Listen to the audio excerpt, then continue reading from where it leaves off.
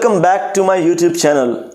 This is Junaid Ashraf, and today I have appeared in front of you with 5 great words that you can use in your speakings and writings. You can use them and can present yourself in a nicer and fashioned way. If you are doing IELTS or if you are practicing IELTS, these words are for you. Keep them safe in your pocket and use wherever they are needed. Let's unfold the gift pack that has these words. The first word is peak. P-I-Q-U-E. You can see it on your screen. P-I-Q-U-E. What does this mean? It means a feeling of irritation, a feeling to know something, a feeling of curiosity. Look at this sentence. He left the room in a fit of pique. He left the room in a fit of pique. His curiosity piqued him, and he stopped writing and rushed towards the home. His curiosity piqued. He stopped writing and rushed towards the home.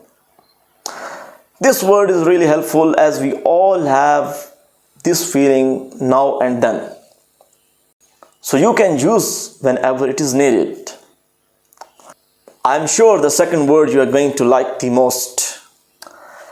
The word is Enigma. The word is Enigma. Pronounce it, yes, that's way. Enigma. What does this mean?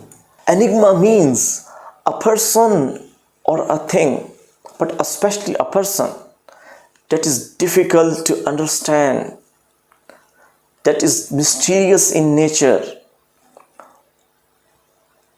that is difficult to understand, or has a mysterious nature, or is mysterious in nature, especially a person who is mysterious and we are unable to understand his nature. We use this word for that person, enigma. You can use this word for your friend. For instance, Kashif is still an enigma to me. Even after spending 5 years in friendship bond with Kashif, he is still an enigma to me. He is still an enigma to me. How did you find this word? Tell me in the comment section. The next word we have is a little difficult, but that's what for we are here. The word is prognostication. Prognostication. You also pronounce with me, prognostication. Yes, this way. Prognostication means an act of prophesying future events. The action of prophesying future events. The action of prophesying. The act of giving prophecy. The act of giving. The act of giving prophecy. The act of prophesying future events. Let's make a sentence. You will get the idea. Your gloomy prognostications are about to be proved false. Your gloomy prognostications are proved to be false. He makes false prognostications frequently.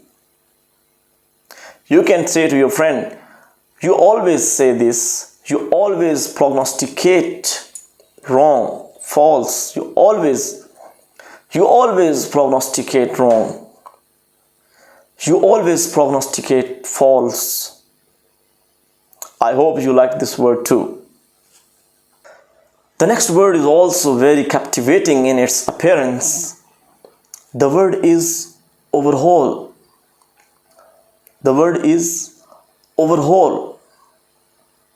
You also pronounce with me, overhaul. You also try to pronounce with me, overhaul. Overhaul. You can see it on your screens. Overhaul. It means when there is a need to renovate something, to renew something, to renew or to replace a part of machinery or to renew policies in a system, we use the word overhaul. For instance, a mechanic is coming to overhaul the engine. Or you can also say like this, a major overhaul is needed to run the machine properly or smoothly. A major overhaul is needed to run the system smoothly. I hope you like this word too. Here is the last word of the day, and that is reiterate. You also try to pronounce it with me. Reiterate. Reiterate. It means to say something again and again, to emphasize the idea. Typically for emphasis, to bring something in highlight. Reiterate. Look at the sentence and you'll get the idea. Let me reiterate the important points. Let me reiterate. Let me recall. Let me revise. Once you have told to your fellows something, now you again want to say the whole thing. How can you present? How can you address them? You simply say to them, dear friends, let me reiterate all important ideas. Reiterate itself means to recall, to revise. That was all about today's video. If you have liked these words, give the video a thumbs up. Stay tuned by subscribing Verbal Words. I'll see you all with some new and some good words in the next video. Happy learning. Goodbye.